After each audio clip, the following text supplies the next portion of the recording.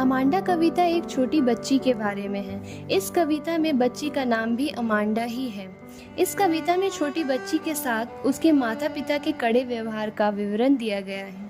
कवि इस कविता में यह दिखाना चाहता है कि किस तरह से माता पिता बच्चों को स्वतंत्रता नहीं देते हैं और उनको अपनी सोच के अनुसार नियंत्रित करना चाहते हैं। कविता के शुरुआत में हम देखते हैं कि अमांडा के माता पिता उसको अपने दांतों से नाखून चबाने से मना कर रहे हैं।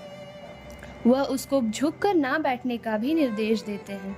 वह उसको कड़े शब्दों में सीधे होकर बैठने को कहते हैं। अमांडा अपने माता पिता के लगातार दिए जा रहे निर्देशों से तंग आ चुकी है। वह अपने मन में एक जलपरी बनने की कल्पना करती है।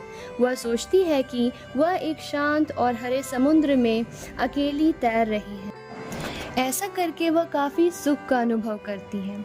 जब अमांडा ऐसी कल्पना कर रही होती है तब उसके माता पिता उसे होमवर्क किए जाने के बारे में पूछते हैं।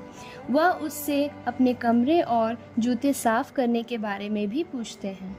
आगे हम देखते हैं कि अमांडा एक बार फिर से कल्पना की दुनिया में खो जाती है।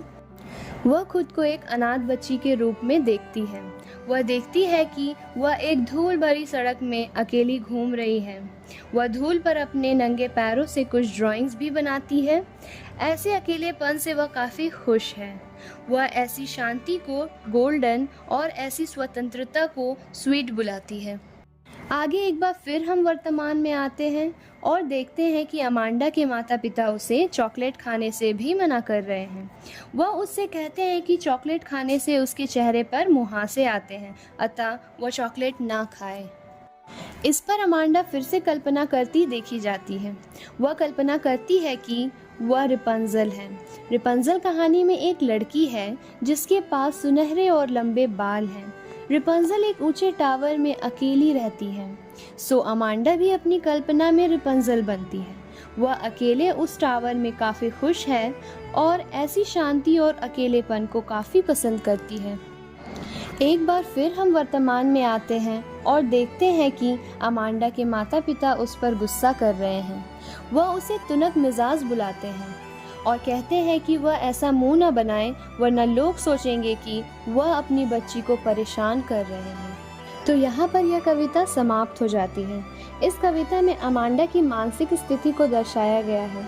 कवि यह दिखाना चाहता है कि छोटे बच्चों को अनावश्यक रूप से बार बार निर्देश नहीं देना चाहिए।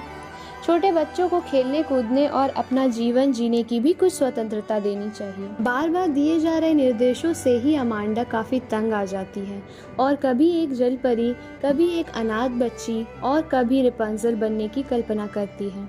ऐसा करके वह मानसिक रूप से अपने माता पिता के द्वारा दिए जा रहे निर्देशों से बचने की कोशिश करती है। यहाँ पर यह कविता समाप्त होती है। आपको यह वीडियो कैसा लगा कमेंट करके ज़रूर बताएं। धन्यवाद।